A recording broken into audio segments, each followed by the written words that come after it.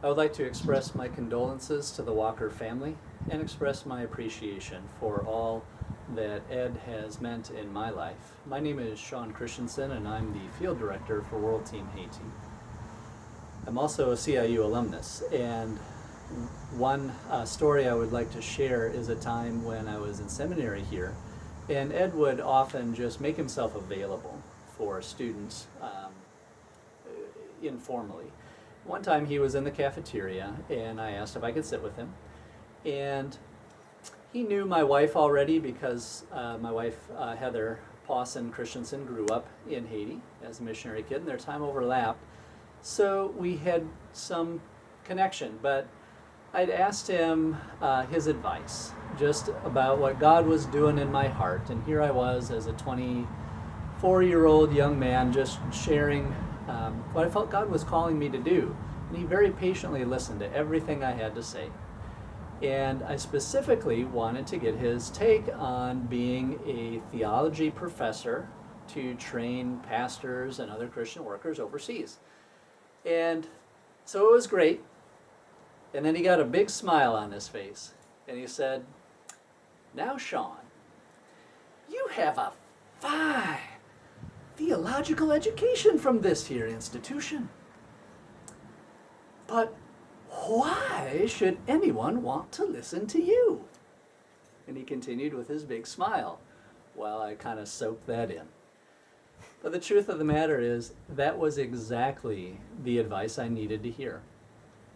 In the end, I graduated, Heather and I married.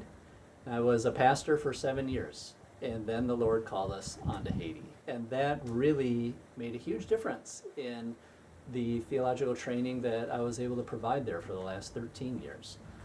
When Ed found out that God had called Heather and I to return to Heather's homeland, as it were, he shared with me about every article he had ever written about Haiti. He directed me to reading resources and just poured in everything he possibly could.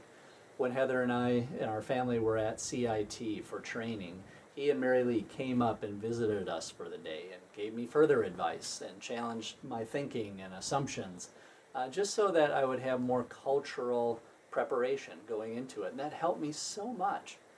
And then really my last really special memory was 1 year ago. We sent out an email stating that God was leading us out of Haiti. We'd be going back for 6 months and then wrapping up our time.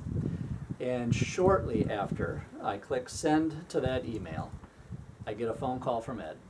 And he said, "Sean, I just want to call and talk to you and have you consider the question, what will your legacy be?"